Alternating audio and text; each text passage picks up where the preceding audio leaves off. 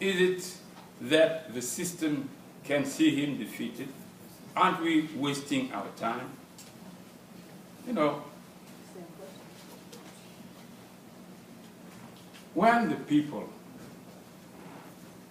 are wealthy, they don't care who is ruling. It's a problem of politicians. I don't care. I'm wealthy. I'm eating my things. I have my woman, my bread, my education. No problem. But when I'm suffering, I try to see who is making me suffer. And I must get rid of it. But if you consider that it's not a problem because you're in America. And this is the same problem. What I'd like you to consider is, of course, you have sisters and brothers and parents and cousins and grandmother, mother or father in Cameroon. What are you going to tell them? You're in America. You see a democratic country. You see many people are offered opportunities. And we're asking you, what are we to do? Are you going to answer, I saw Mr. Ekindi, but I didn't have any confidence on Mr. Ekindi. He cannot defeat Biya. They say we are not expecting that. The thing is that our people need to be organized in order to get rid of a dictator. You have two types of attitudes. When you're in slavery, you have people, some books have written it very, Uncle Sam and so on. We have people who are ready to admit the slavery system. Accept it. Consider that the master will never be defeated. So the best to do is to try to manage. And you have some other people who refuse to be slaves. But when they decided, it doesn't mean that they are so strong that they are ready to fight. They say, okay, we must organize ourselves in order to get out from this slavery. And they start working. This is what I'm doing. And I believe that we are independent since 1950. No, 1960. 1960. People died for that. They did not see this independence. But when they started, what type of Negro was ready in those old years of 50s and so on to face white men? Not so many. Nobody. What did they have? Nothing. But they have in the mind that we can't support that we'll be slaves from the birth to the death, and our children will be. We don't accept it. And if during this fight you just ask them, okay, we are now in 1959, you have not even got the independence, why are you going through? Why don't you step down and leave it the way it is? They tell you, we can't support it. And what we need and what we came here for is just first to let you know the challenges.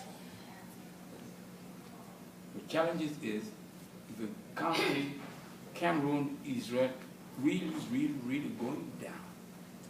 And it's proven. If you take finance, roads, since 20 years, no one bridge has been built in Cameroon. While the budget of Cameroon of this year was more than $5 billion, and during the last extraordinary session, they added 350 billion CFA. You don't see it. And it's our money. So we cannot just say that, okay, the man is taking our money, he's embezzling it, but he's so powerful that it's useless.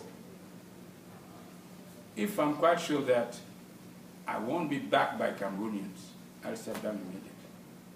Because as you said, I'm sure that alone, I'll never beat Paul.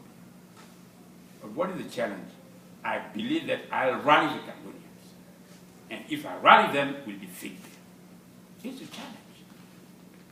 It's not a matter of considering that we have already won and so on. It takes time. It takes time. Africa took time to get independence, and will take time to be developed. So be patient, Natasha, be patient.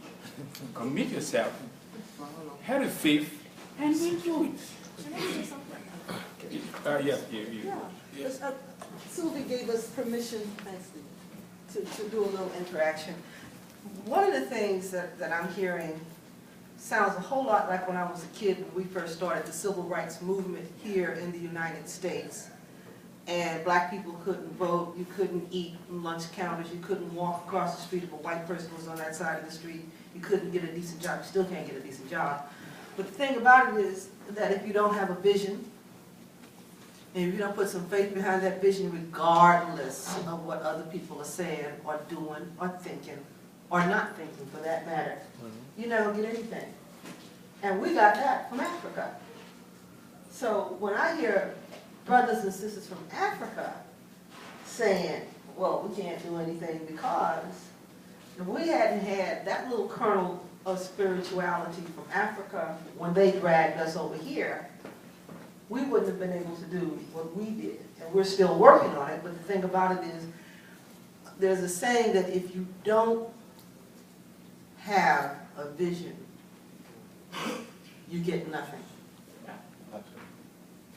So you got to put all those visions of success together. You got to keep that in front of you regardless of what anybody's saying. You know, I was reading the little brief bio that he has, you know, tells me this brother has a vision.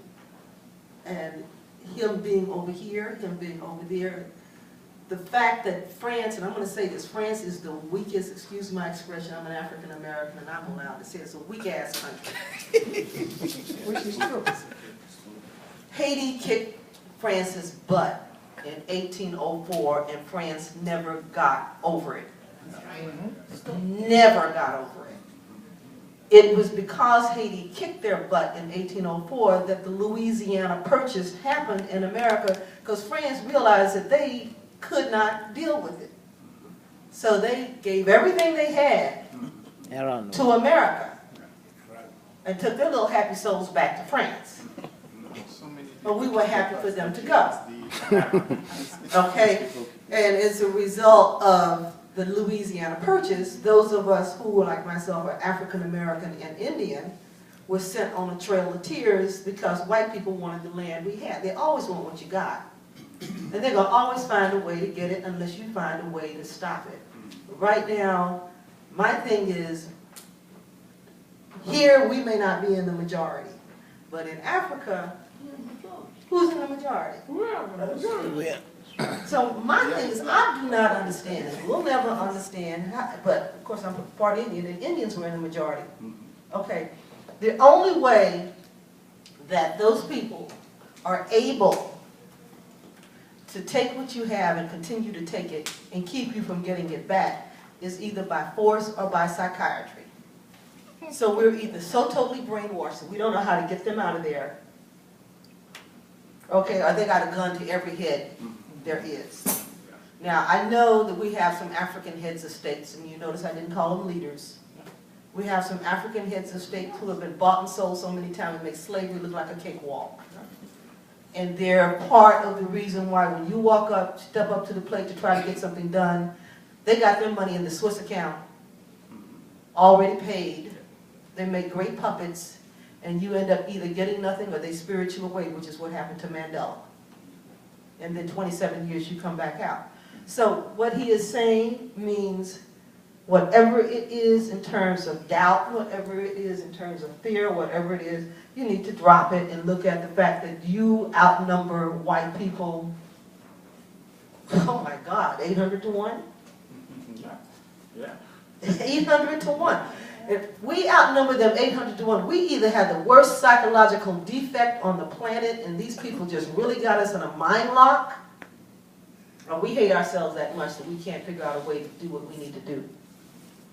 And I'm hoping that neither of those cases are true. That's all I want to say.